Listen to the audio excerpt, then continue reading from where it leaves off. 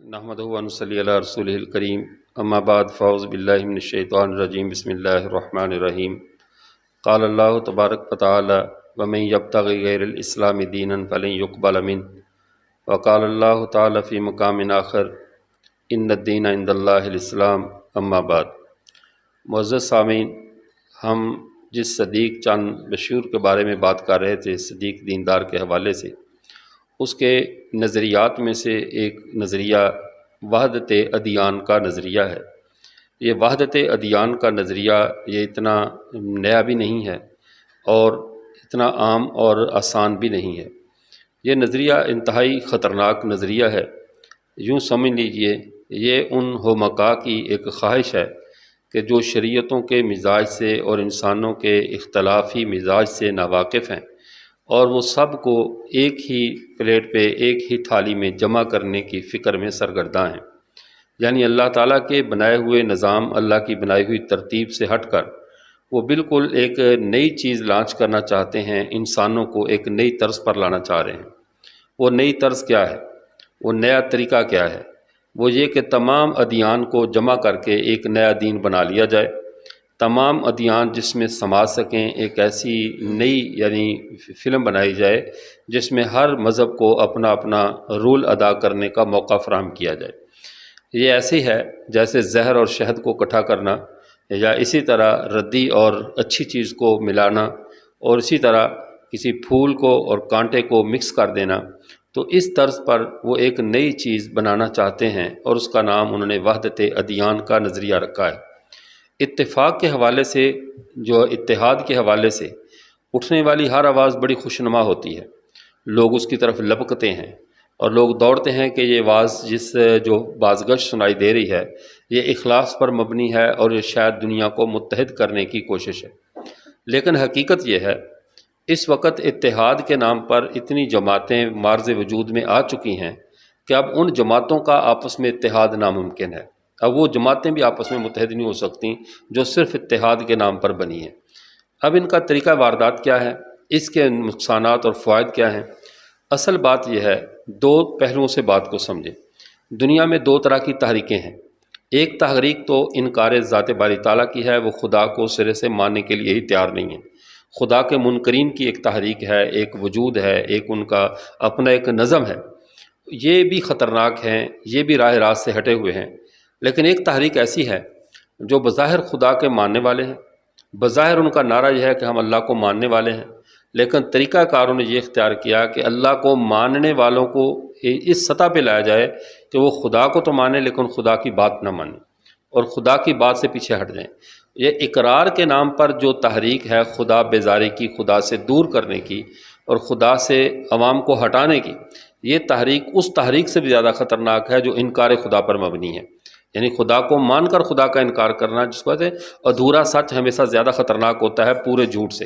ادھورا سچ پورے جھوٹ سے زیادہ خطرناک ہوتا ہے۔ تو یہ ادھورے سچ کی وہ تحریک ہے کہ اچھی باتیں لے لو، ہر مذہب سے لے لو، اور لوگ اس کو اچھا جان کر اس کے پیچھے چلتے ہیں۔ نتیجہ یہ نکلتا ہے کہ وہ کسی بھی یعنی کام کے نہیں رہتے۔ یہ ادھورے سچ کی یہ جو تحریک ہے کہ ادھورے سچ کے ساتھ قوم کو پورے راہ راست سے گمراہ کر دیا جائے، ایسی تحریکیں ہمیشہ معاشرے کے لیے، مذہب کے لیے اور انسانوں کے لیے خطرناک ہوتی ہیں۔ اب اس کو اگر دوسرے پہلو سے سمجھیں،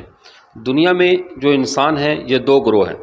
دو گروہ، ایک کفر کا ہے، ایک اسلام کا ہے۔ یعنی اللہ تعالیٰ نے بھی ان کو ان دو گروہوں کا تذکرہ کیا کہ یہ دو گروہ ہیں جو اپنے رب کے معنی ھذان خصمان اختصموا فی ربہم۔ یہ دو گروہ یعنی کفر کا اور مسلمانوں کا، ان کا جھگڑا چلتا ہے اپنے رب کے معاملے میں، یہ اپنے خدا کے معاملے میں ان کا تنازع ہے، ان کا اختلاف ہے۔ اب اگر دو گروہوں میں سے اللہ نے پھر کس کا تذکرہ کیا؟ پہلے اللہ نے کہا ایک وہ طبقہ جو صاحب ایمان ہے، پھر اس کے بعد اللہ نے ان لوگوں کا تذکرہ کیا کہ یہودی ہیں، عیسائی ہیں، صابی ہیں، مجوسی ہیں، مشرکین ہیں۔ ان پانچ کا اللہ نے تذکرہ کیا، تو ٹوٹل اللہ تعالیٰ نے 6 مذاہب کا تذکرہ کیا، اہل ایمان کا، پھر یہود کا، نصارہ کا، مجوس کا اور اہل شرک کا، ان صابیوں کا، ان کا تذکرہ کرنے کے بعد اللہ تعالیٰ فرماتے ہیں یہ دو گروہ ہیں۔ یعنی یہ سارے جتنے بھی کفر کے گروہ ہیں، صابی ہیں، مجوسی ہیں، مشرک ہیں، یا عیسائی ہیں یا یہود ہیں، یہ سارے مل کر ایک گروہ بنتا ہے اور اس کا نام کفر ہے۔ اور اہل ایمان جتنے بھی جماعتوں میں بٹ جائیں آپس میں، لیکن جب تک وہ جو بنیادی دین کے مسلمات ہیں یا ضروریات دین ہیں، جب تک ان پر اعتماد ہے، وہ ایک ہی ملت ہیں، وہ الگ ملت شمار نہیں ہوتے۔ تو اصل جماعتیں دو ہیں، اس لیے کہا لکم دینکم ولی دین، تمہارے لیے تمہارا دین ہے، ہمارے لیے ہمارا دین ہے، تمہارے لیے اپنا چلنے کا راستہ ہے، ہمارے لیے اپنا چلنے کا راستہ ہے۔ لیکن اس صدیق دیندار اور اس طرح کے لوگ، اس سے پہلے اگر ہم ذرا پیچھے جائیں تو سب سے پہلے نظریہ وحدت ادیان کا جو بر صغیر پاک و ہند میں جو اصل بانی تھا وہ اکبر بادشاہ تھا۔ اس نے بہت سارے مذاہب کی اچھی اچھی باتیں اپنی عقل کے مطابق جس کو اس نے اچھا سمجھا وہ جمع کر کے ایک ملغوبہ مذہب جس کا نام دین الہی تھا اس کو بنا دیا۔ اور چونکہ اس کے پاس ریاست کی طاقت تھی، اور جس مذہب کے پیچھے ریاست کی طاقت آ جائے وہ مذہب تھوڑا سا جلدی پائیدار ہو جاتا ہے، اپنے قدموں پہ کھڑا ہو جاتا ہے، اگرچہ حکومت کے گرنے کے ساتھ پھر اس کا بھی نام و نشان نہیں ملتا، وہ الگ بات ہے۔ اکبر بادشاہ کا یہ دین کامیاب نہیں ہو سکا، اس کے جانے کے ساتھ ہی اس کے نام و نشان مٹ گئے، لیکن مجموعی طور پہ جو افراد تھے اکا دکا اس دعوت کو دینے والے، اس پیغام کو عام کرنے والے، اس پیغام کے عام کرنے والے افراد موجود رہے۔ انہوں نے اپنی دعوت کو چلائے رکھا آہستہ آہستہ کہ نہیں، سارے دیان کو مل کر بنائے ابراہیمی پہ جمع ہونا چاہیے۔ پہلے کہا سارے مذہب مل کر ایک نیا مذہب بنا لیں۔ سوال یہ ہے کہ مذہب پہ اتنا برا وقت کیوں آ گیا ہے کہ اس کو اب انسانوں کی ضرورت ہے کہ انسان اس کو مل کر بنائیں، انسان اس کو مل کر لانچ کریں، اس کی نوک پلک کو سواریں۔ مذہب خالص مالک کا دیا ہوا وہ راستہ ہوتا ہے جو مالک خود متعین کرتا ہے۔ جب مالک نے انبیاء کو بھیج کر راستے متعین کر دیے ہیں تو اب انسانوں کا تو مذہب محتاج نہیں ہے کہ انسان اس کی نوک پلک سوار کر اپنا نیا راہ بنائے۔ اب انہوں نے ایک نیا طرز صدیق دیندار جیسے لوگوں نے، اور بھی ہیں ہمارے ملک میں بھی ان کی بہت ساری تعداد موجود ہے جن کا وقت آنے پر ان کے بھی نقاب کشائی کی جائے گی۔ تو یہ لوگ کیا کرتے ہیں کہ جب ساری راہیں خدا کی طرف جانے والی ہیں تو پھر کوئی یہودی ہے، کوئی عیسائی ہے، کوئی سکھ ہے، کوئی ہندو ہے، تو اپنے مذہب کی اچھی اچھی باتوں پر عمل کرتا ہے تو بالآخر وہ جنت میں جائے گا، اس کا جنت ہی میں داخل ہوگا، وہ اللہ تک پہنچے گا۔ سب راہیں اللہ کی طرف جانے والی تھیں جب تک اللہ نے ان کو راہ کے طور پہ باقی رکھا۔ آپ سفر پہ نکلے، اب کوئی آگے سے آپ کو سمجھاتا ہے کہ یہ راستہ بند ہے، گورنمنٹ آگے لکھ کر لگا دیتی ہے کہ یہ روٹ بند ہے، اس کے بجائے متبادل راستہ اختیار کریں، وہ بند ہے، آگے متبادل راستہ اختیار کریں، یا آپ موٹر وے سے سفر کریں،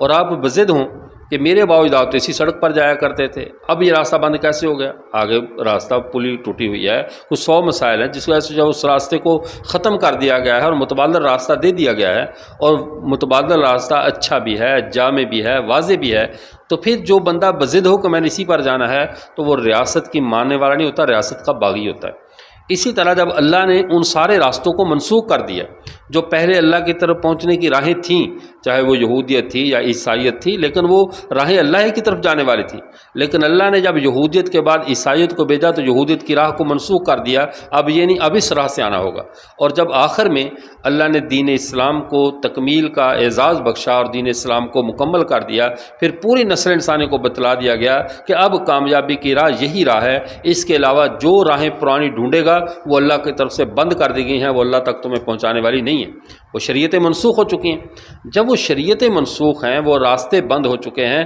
اب جو بندہ اتحاد کے نام پر انسانوں کا ایک گروہ ساتھ لے کر ان راستوں پہ جا رہا ہے تو یہ ہلاکت کی طرف جا رہا ہے، گمراہی کی طرف جا رہا ہے، اس نے خدا کی بات کو نہیں مانا، اس نے اپنے رب کی بات سے روگردانی کی ہے۔ لیکن ایک اور بات ذہن میں رہے،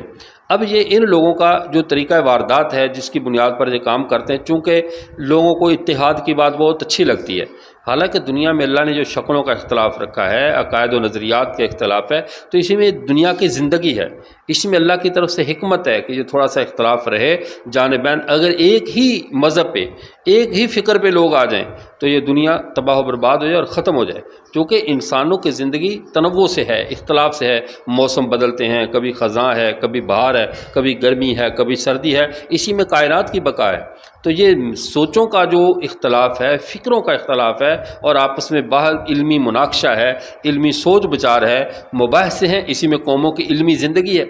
مذاہب کی فکری زندگی ہے، لیکن وہ سب کو ختم کر کے کہتے ہیں ہم اتحاد کے داعی ہیں، سارے مذہبوں کو ملا کر ہم نظریہ وحدت ادیان کو لانچ کر رہے ہیں۔ تو نظریہ وحدت ادیان یہ وہ مکسچر یعنی معجون ہے جس معجون میں آپ کو زہر سے لے کر شہد تک اور خیر سے لے کر شر تک، اچھائی سے لے کر برائی تک ہر چیز کے اجزاء پورے پورے ملیں گے۔ ایسی چیز کون استعمال کرتا ہے جس میں زہر بھی ہو اور شہد بھی ہو، ہر چیز مکس کی ہوئی ہو؟ جب ہم اپنی خوراک میں ہمیشہ صاف ستھری چیز لیتے ہیں، ہر طرح کے مکسچر کو پسند نہیں کرتے، ایک مختلف مزاج کی چیزوں کا مکسچر پسند نہیں کرتے، تو اپنی آخرت میں اللہ کے دربار میں پہنچنے کے لیے ہم ملغوبہ مذہب لے کر کیسے جائیں؟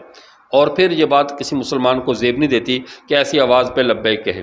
اصل بات پیچھے جو ہے نا وہ یہ ہے کہ سارے مذاہب اپنا اخلاقی وجود اسلام کے ماسوا جتنے بھی ہیں وہ کھو چکے ہیں۔ ان کے پاس اپنے مذہب کو ثابت کرنے کے لیے، اپنے مذہب کی زندگی کے لیے نہ تو کوئی لاہ عمل ہے، نہ کوئی نظام حیات ہے، نہ ان کے پاس کوئی مکمل کاروان زندگی ہے۔ اب اس پر بہت سارے لوگوں کو یہ اشکال ہوگا، وہ تو اتنی اچھی زندگیاں گزار رہے ہیں، ان کی سہولتوں کو دیکھو، یورپ میں اور دوسرے ملکوں میں عیسائی، اور بھئی اس زندگی کی تو بات ہی نہیں ہو رہی۔ بات جس زندگی کی ہے، جس رب کے پاس کامیابی کی ہے، اس کے پاس پہنچنے کے لیے کون سا تمہارے پاس ضابطہ اخلاق ہے؟ کون سی چیز ہے تمہارے پاس مذہب ہے جو تمہیں تمہارے رب کی درگاہ میں، رب کے دربار میں تمہیں کامیاب لوگوں کی لسٹ میں رکھے گا؟ اس کا مطلب ہے دنیا کمانے میں تو واقعی ایکسپرٹ ہے،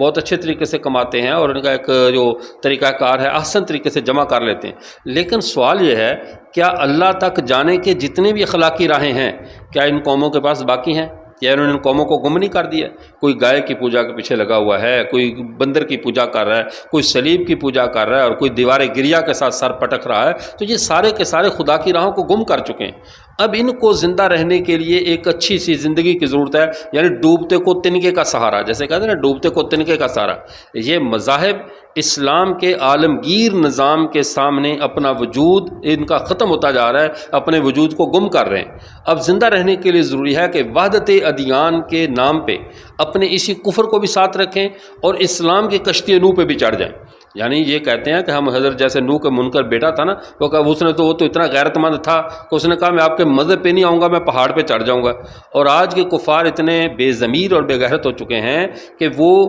مذہب اپنے پہ رہتے ہوئے کشتی نوح پہ چڑھنے کے چکروں میں، کوششوں میں ہیں۔ تو جب نوح کا بیٹا نجات کے لیے ضروری تھا کہ وہ اس مذہب پہ آتا، اس کے ماسوا نجات نہیں تھی، تو اس دور میں نجات پانا، اللہ کے ہاں جو ہے وہ کامیاب ہو کر جانا، صرف ایک ہی ہے، وہ دین اسلام ہے۔ اس کے ماسوا آپ دوسرے مذاہب اپنے اپنے گھر رہیں، ہمیں کسی پر تنقید کی بھی ضرورت نہیں ہے، چونکہ ان کا وجود ہی ان کی یعنی مذہبی تعلیمات اور انہوں نے جو اپنے مذاہب کا حال کر دیا ہے وہی ان پر تنقید کرنے کے لیے کافی ہے۔ لیکن ہمارا مذہب دین اسلام ہے، اور دین اسلام اللہ کا آخری دین ہے، آخری راہ ہے، اور ہمیں کبھی بھی اس معاملے میں کوئی دوسری رائے نہیں ہے کہ ہم کسی سے متاثر ہوں یا ہمیں دوسرے مذاہب کی کوئی اچھی اچھی خوبیاں لینی چاہیے۔ ساری خیریں اور بلائیاں اللہ تعالیٰ نے محمد عربی صلی اللہ علیہ وسلم کے دین میں جمع فرما دی ہیں۔ اس دین کے ہوتے ہوئے کسی اور دین کی طرف جھانکنے کی بھی اجازت نہیں ہے۔ حضرت عمر رضی اللہ تعالیٰ عنہ کا واقعہ مشہور ہے کہ جب وہ تورات کے کچھ صفحات کو پڑھ رہے تھے تو آپ صلی اللہ علیہ وسلم اس پہ خفا ہوئے، ناراض ہوئے، کہا کہ کیا میری زندگی میں یعنی میں موجود ہوں اور تم جو ہے دوسرے مذاہب کی کتابوں کو دیکھ رہے ہو، اس پہ یعنی خلاصہ کلام؟ تو حضرت عمر رضی اللہ تعالیٰ نے فرمایا کہ لقد اصبت کتابا حسنا من اہل الکتاب، یہ تو کچھا لٹریچر تھا، میں نے غیروں سے اٹھا لیا، تو دوسری طرف سے مجھے آیا اور میں نے لے لیا۔ تو آپ صلی اللہ علیہ وسلم نے کیا فرمایا؟ لو کان موسیٰ حیا ما وسعہ الا اتباعی،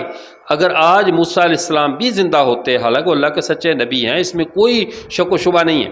ان کی تعلیمات میں آگے انہوں نے تحریف کیا، عیسیٰ کی ذات میں تو کوئی تحریف نہیں ہے، عیسیٰ کی ذات تو اسی طرح مظہر حق ہے جیسے اللہ نے نازل کیا تھا۔ فرمایا اگر وہ مظہر حق وہ ہستی بھی آ جائے تو اب ان کے لیے میری اتباع کے ماسوا کوئی چارہ کار نہیں ہوگا۔ اس سے پتہ چلا اب اتباع اسلام کی کرنی پڑے گی، چاہے کوئی بھی مذہب ہے، کامیابی کے لیے اسی مذہب پر آنا پڑے گا، اور پچھلے مذہب کے جو متروکات ہیں یا اس کو بطور ورثہ اور تاریخ کے ساتھ نہیں رکھ سکتے، ان کو چھوڑنا ہوگا۔ اور یہ جو لوگ کہتے ہیں سارے لوگ اپنے اپنے مذہب پر رہ کر جنت میں چلے جائیں، در حقیقت یہ اسلام کی دشمنی کا وہ ایک ایسا ورژن ہے، ایک ایسا طریقہ ہے کہ جس کے ہوتے ہوئے لوگوں کو اسلام میں داخل ہونے سے روکا جائے۔ جب ہندو کو کہہ دیا جائے کہ تو ہندو رہتے ہوئے بھی جنت میں جا سکتا ہے، عیسائی سے کہا جائے تو اپنی تمام خباستوں کے باوجود جنت میں جا سکتا ہے، تو گویا کہ اسلام جو ایک دعوت کا مذہب ہے جس میں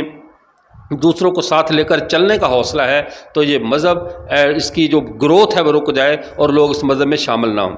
اور ہندو عیسائی مذہب میں کیا ہے، ان کے مذہب کی تو تعلیم یہ ہے کہ عیسیٰ علیہ السلام صرف بنو اسرائیل کی بھیڑوں کے لیے بھیجے گئے ہیں، اور یہ کسی کی طرف بحثیت نبی ان کی تعیناتی نہیں۔ یہودیوں کے مذہب میں بھی دعوتی ترتیب نہیں ہے کہ کسی کو اپنے مذہب میں داخل کریں۔ تو جب مذاہب کا یہ حال ہو، وہ تو کسی کو ساتھ لے کر چلنے کو تیار نہیں ہے۔ پھر ہم پوچھتے ہیں ان لوگوں سے جو نظریہ وحدت ادیان کی چورن بیچ رہے ہیں آئے روز مارکیٹ میں، صدیق دیندار کے نام پہ، پاکستان میں غامدی کے نام پہ، مرزا محمد علی جیلمی کے نام پہ، تو یہ جتنے بھی سارے مذاہب کو اکٹھا کر کے ملغوبۃ المذاہب بنانے کے چکروں میں صبح و شام سرگرداں ہیں۔ ذرا ان سے کہیے کہ آپ ان ہندوؤں سے ذرا بات کر کے دیکھیے، ایک سال وہ گائے کے ذبح میں ہمارے ساتھ سارے ہندو شریک ہوں، گاؤ کشی ذرا کر کے دیکھیں کہ جب مل کر ہی رہنا ہے تو پھر ایسے کریں کہ ہندوؤں سے کہیں ایک سال ذرا پورے ملک میں آپ طول و عرض میں گائے ذبح کر کے دیکھو ہمارے ساتھ، اگلے سال چلو ہم گائے کی بجائے بکرے ذبح کر لیں گے، گزارا کر لیں گے، ایک سال ہم چھوڑ دیں گے ذبح کرنا، ہم بکرے ذبح کر لیں گے، ایک سال ذرا تم ذبح کرو۔ ایک ہندو بھی تمہارے نظریے پہ آنے کو تیار نہیں ہے، پھر کون سا تم اتحاد چاہتے ہو؟ ٹھیک ہے، جب ہماری سوچ میں فرق ہے، ہماری تعلیمات کا فرق ہے، ہماری راہیں اور ہمارا مزاج شریعت اور ہمارا مزاج تربیت جدا جدا ہے، تو پھر ہمارا کسی باطل سے اہل حق کا اتحاد نہیں ہو سکتا وحدت کے نام پر۔ لہٰذا ضروری ہے کہ ہم اپنے نظریے پہ مطمئن رہیں اور صدیق دیندار جیسے ان تمام دانے دار لوگوں سے جدا رہیں جو اسلام کے اندر اس طرح کی پیمندکاری کرتے رہتے ہیں کہ وہ کہیں کی اینٹ کہیں کا روڑا، بھانمتی نے کنبا جوڑا۔ ایسا کام نہ ہو کہ ادھر ادھر کا کچرا اکٹھا کر کے کوئی نیا مذہب لانچ کیا جائے۔ لیکن ایک اور چیز بھی ہے، اس وقت جو دعوت چل رہی ہے، جو محنت ہو رہی ہے، اس محنت کا جو اصل مقصد کیا ہے؟ دجال کے آنے سے پہلے پہلے جینڈر لیس دنیا میں کو بنانا۔ جس طرح وہ کہتے ہیں نا شناختی کارڈ کے خانے میں مرد عورت کی تقسیم کو ختم کیا جا رہا ہے، جینڈر لیس بنایا، کیونکہ ایک انسانوں کے طبقے پہ کفر نے حکمرانی کی ہے، ایک طبقے پہ اسلام نے حکمرانی کی، ایک طرف کفر اسلام ہے، یہ دو شمیں برابر چلی ہیں۔ اب